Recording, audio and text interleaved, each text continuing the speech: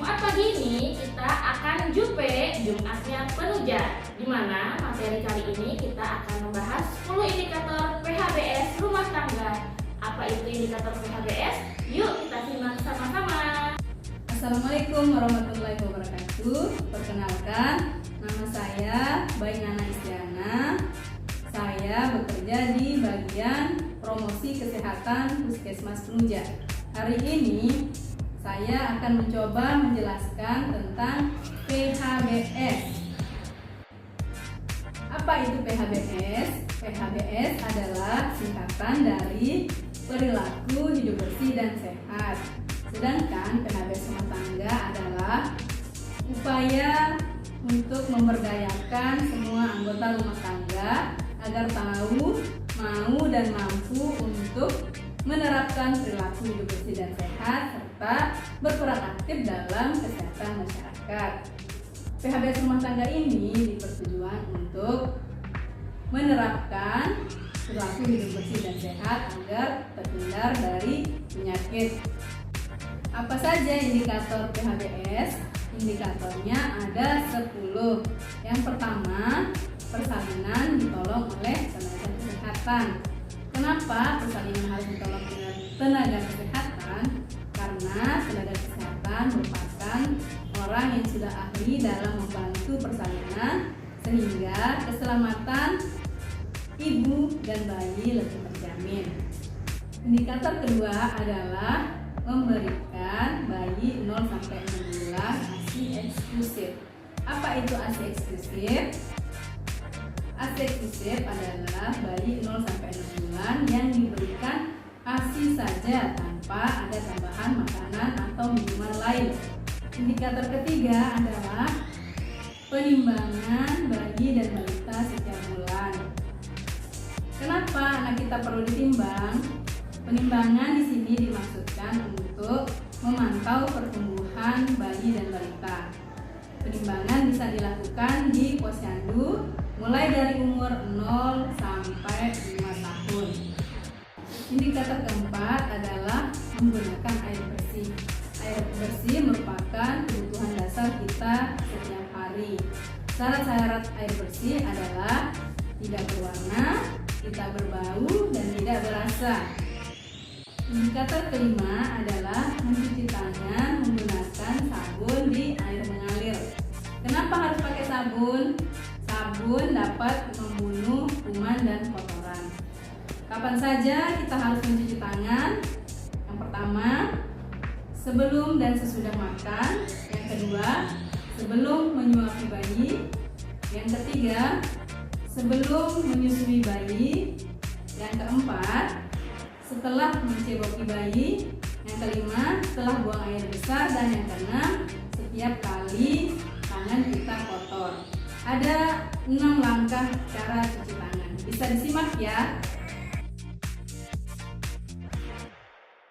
Indikator yang keenam adalah menggunakan jamban sehat. Apa saja syarat-syarat jamban sehat? Yang pertama, tidak mencemari sumber air minum. Jarak dari sumber air minum minimal 10 meter. Yang kedua, tidak berbau. Yang ketiga, kotoran tidak dapat dijamah oleh serangga ataupun tikus. Yang keempat, tidak mencemari tanah di sekitarnya. Yang kelima, mudah dibersihkan dan aman digunakan. Yang keenam, dilengkapi dinding dan atap. Yang ketujuh, penerangan dan ventilasi yang cukup. Yang kedelapan, lantai kedap air dan luas ruangan memadai. Dan yang terakhir adalah tersedia air dan sabun serta alat pembersih. Indikator yang ketujuh adalah memberantas jentik nyamuk. Seperti yang kita kenal, cara membersihkan atau memberantas jentik nyamuk dikenal dengan 3M+. Yang pertama, menguras dan menyikat tempat penampungan air. Yang kedua, menutup rapat tempat penampungan air. Yang ketiga, menyingkirkan dan menguburkan barang-barang bekas.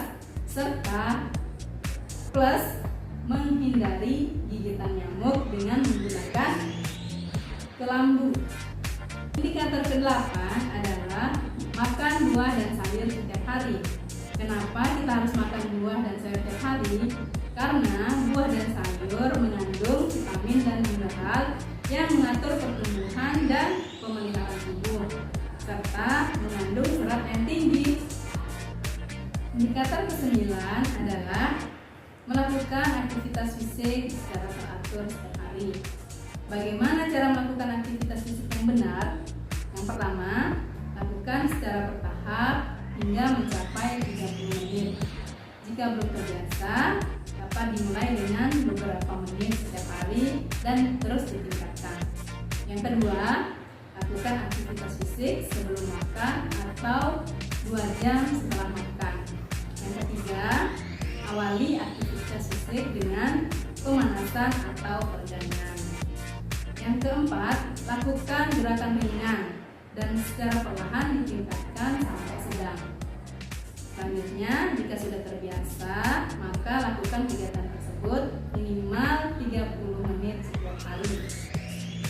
Indikator yang terakhir atau yang ke-10 adalah tidak merokok di dalam rumah. Kenapa? Karena di dalam rumah tersebut ada anggota keluarga lain yang tidak merokok. Mereka disebut sebagai perokok pasif. Apa saja bahaya perokok aktif dan perokok pasif? Yang pertama, menyebabkan kerontokan rambut. Yang kedua, gangguan pada mata seperti katarak. Yang ketiga, kehilangan pendengaran lebih awal dibandingkan bukan perokok. Yang keempat, menyebabkan penyakit paru-paru kronis.